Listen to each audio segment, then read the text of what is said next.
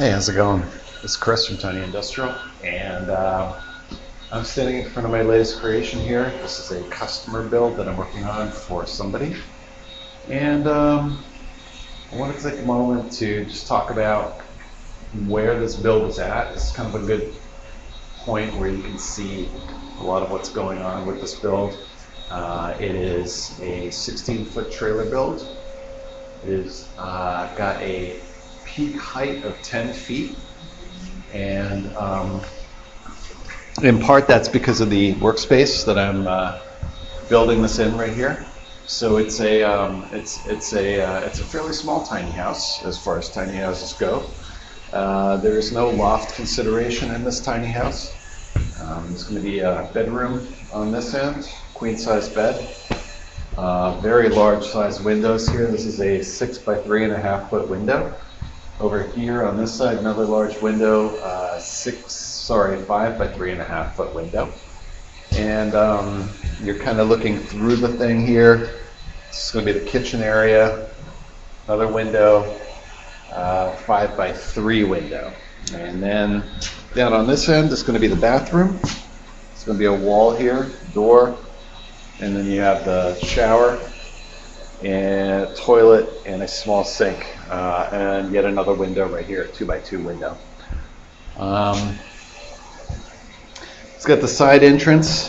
Because of that reason, the wheel wells on this are moved back by 6 inches to allow for a 28-inch width door. I thought 28 was appropriate. The height of the door has also been cut down because of the need for these headers. And again, to create the shed roof on this, I had to lift up one side, invariably this side with the door, and still maintain the 10-foot maximum. So something had to give, so the height of the door had to give. Now I'm 6'3". I still pass comfortably through this. The door will open to the inside.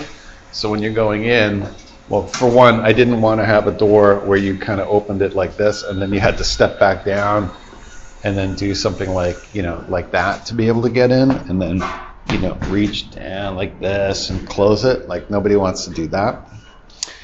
So the trade-off is you're going to lose, when the door opens to the inside, you do have that consideration of,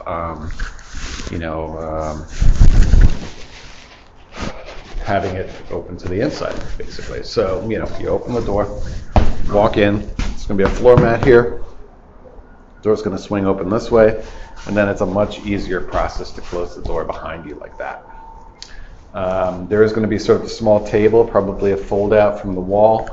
The electrical in here is going to be all 12 volt. I didn't mention that this house is destined to be off-grid. It's going to be a water tank. Most of the water and electric configuration is going to reside under the bed. So the water tank is in the back corner. It's going to be a 55-gallon. Pretty solid amount of water.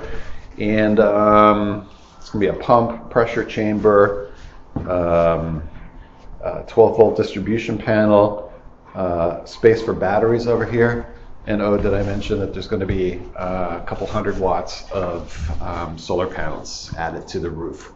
So all in all, looking to be a pretty cool build. I'm having a lot of fun with it, and yeah, I'll show you guys around a little bit more.